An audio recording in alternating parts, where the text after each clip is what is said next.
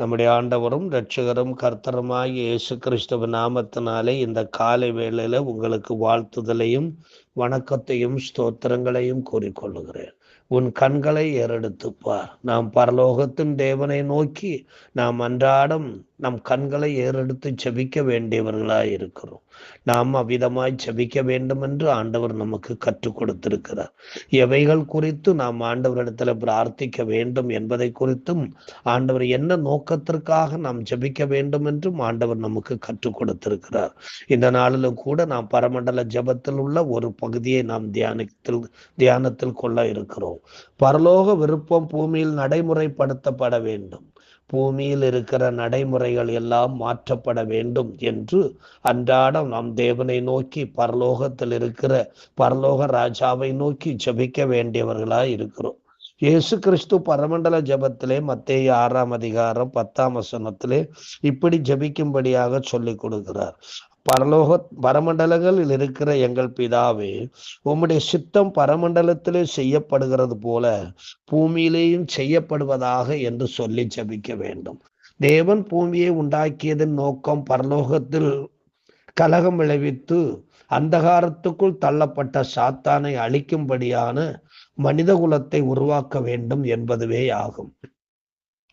தமது ராஜ்யத்தில் தாம் நடைமுறைப்படுத்துகின்ற அதே தேவ விருப்பத்தை பூமியிலும் கொண்டு வந்து நிறைவேற்றி பரலோகத்தின் மக்களாக இந்த பூமியின் மக்களை வாழச் செய்ய வேண்டும் என்று தேவன் நினைத்தார்.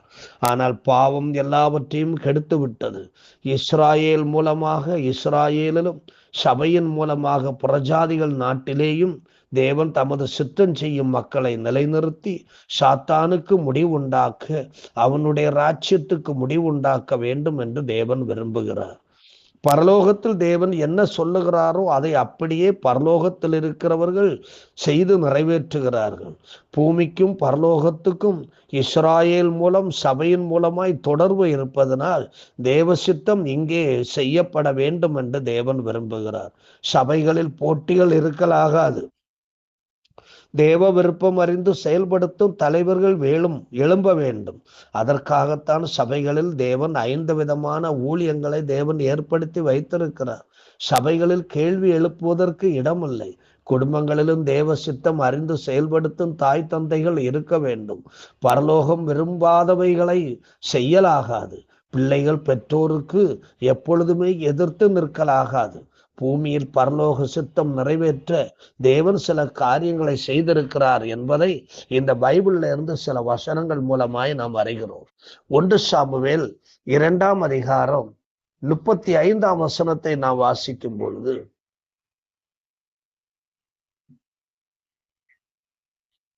1 சாமுவேல் 2ஆம் அதிகாரம் 35ஆம் வசனத்தை வாசிக்கும் பொழுது தாவீதை குறித்து ஆண்டவர் சொல்லுகிறார், நான் என் உள்ளத்துக்கும் என் சித்தத்துக்கும் ஏற்றபடி செய்யத்தக்க உண்மையான ஒரு ஆசாரியனை எழும்ப பண்ணி அவனுக்கு நிலையான வீட்டை கட்டுவேன்.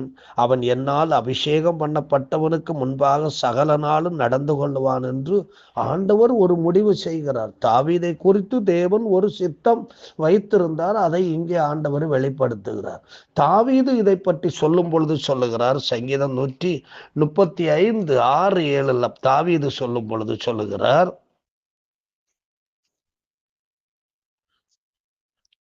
வானத்திலும் பூமியிலும் சமுத்திரங்களிலும் எல்லா ஆழங்களிலும் கர்த்தர் தமக்கு சித்தமானதை எல்லாம் செய்கிறார். அவர் பூமியின் கடையாந்தரங்களிலிருந்து மேகங்களை எழும்ப பண்ணி மழையுடன் மின்னலையும் உண்டாக்கி காற்றை தமது பண்டசாலைகளிலிருந்து புறப்பட பண்ணுகிறார் என்று தாவீது இதை குறித்து அழகாக தேவ சித்தத்தை குறித்து சொல்லுகிறார். நேபுகாத்நேச்சார் இஸ்ராயேல் மக்களை குறித்து அவர் ஒரு தேவ சித்தம் அறிந்து சொல்லக்கூடிய ஒரு வாக்கியம் மிகவும் முக்கியமானதாக இருக்கிறது. தானியேல் 4ஆம் அதிகாரம் 17ஆம் வசனத்தை நாம் வாசிக்கும் பொழுது இதை நாம் கண்டுகொள்ள முடிகின்றது. தானியேல் 4:17, உன்னதமானவர் மனுஷருடைய ராஜ்யத்தில் ஆளுகை செய்து தமக்கு சித்தமானவனுக்கு அதை கொடுத்து மனுஷரில் தாழ்ந்தவனையும் அதன் மேல் அதிகாரியாக்குகிறார் என்று அந்த நேபுகாத் நேபுகாத்நேச்சார் தேவனுடைய மகத்துவமான தெய்வ சித்தத்தை குறித்து சொல்லுகிறார். இயேசு கிறிஸ்து யோவான் சுவிசேஷத்துல பரலோகத்தின் சித்தம், தேவ சித்தம் பூமியிலே தம்மை கொண்டு செய்து நிறைவேற்றப்பட போகிறதை குறித்து சொல்லுகிறார். யோவான் 4:34 இயேசு சொல்லுகிறார், நான் என்னை அனுப்பினவருடைய சித்தத்தின்படி செய்து அவருடைய கிரியை முடிப்பதே என்னுடைய போஜனமாய் இருக்கிறது என்று அவர் சொல்லுகிறார். 5:30 இயேசு கிறிஸ்து என்ன சொல்லுகிறார் என்று பார்ப்போமா? நான் என் சுயமாய் ஒன்றும் செய்கிறதில்லை, நான் கேட்கிறபடியே நியாயம் தீர்க்கிறேன். எனக்கு சித்தமானதை நான் தேடாமல் என்னை அனுப்பின பிதாவுக்கு சித்தமானதையே நான் தேடுகிறபடியால் என் தீர்ப்பு நீதியாய் இருக்கிறது என்று இயேசு கிறிஸ்து சொல்லுகிறார். இந்த தேவ சித்தம் அறிய நாம் என்ன செய்ய வேண்டும் என்று பவுல் ரோமாபுரிக்கு எழுதின கடிதத்திலே ரோமர் 12:2 அவர் அழகாக சொல்லுகிறார். நீங்கள் இந்த பிரபஞ்சத்திற்கு ஒத்த வேஷம் தெரியாமல் தேவனுடைய நன்மையும் பிரியமும் பரிபூர்ணமான சித்தம் இன்னதென்று பகுத்தறியத்தக்கதாக உங்கள் மனம் புதிதாகிறதுனாலே மறுரூபமாகுங்கள். மறுரூபமாக கூடிய அனுபவம் தான் தேவ சித்தத்தை நாம் அறிந்து கொள்ள இடம் உண்டாக்குறது. இந்த தேவ சித்தம் எங்களுக்கு வெளிப்படுத்தப்பட்டது என்று பவுல் எபேசியருக்கு எழுதிய நிருபம் 1:9-10 அவர் இப்படி சொல்லுகிறார். காலங்கள் நிறைவேறும் போது விளங்கும் நியமத்தின்படி பரலோகத்தில் இருக்கிறவைகளும் பூலோகத்தில் இருக்கிறவைகளும் ஆகிய சகலமும் கிறிஸ்துவுக்குள்ளே கூட்டப்பட வேண்டும் என்று தமக்குள்ளே தீர்மானித்திருந்த தம்முடைய தயவுள்ள சித்தத்தின் ரகசியத்தை தேவன் எங்களுக்கு வெளிப்படுத்தினார், அறிவித்தார் என்று பவுல் அழகாக சொல்லுகிறார். இது எது என்று பவுல் மேலும் விளக்கமாக சொல்லுகிறார். 1 தெசலோனிக்கேயர் 4:13 நாம் வாசிக்கும் பொழுது,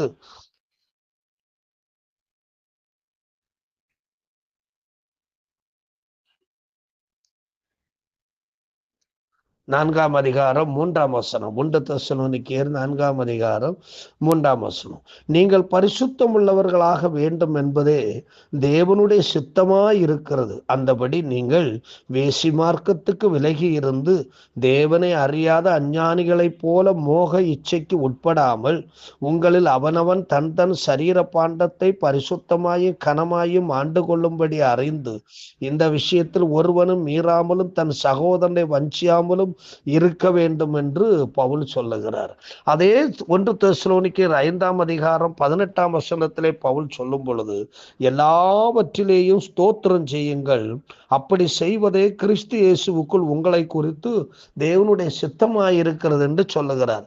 மேலும் பவுல் 1 தீமோத்தேயு 2:4 சொல்லுகிறார், எல்லா மனுஷரும் ரட்சிக்கப்படவும் சத்தியத்தை அறிகிற அறிவை அடையவும் ஆண்டவர் சித்தமுள்ளவராய் இருக்கிறார் என்று சொல்லுகிறார். ஆகவே நாம் எபேசியர் 5:17 சொல்லி இருக்கிற பிரகாரம் நாம் நடந்து கொள்ள வேண்டும்.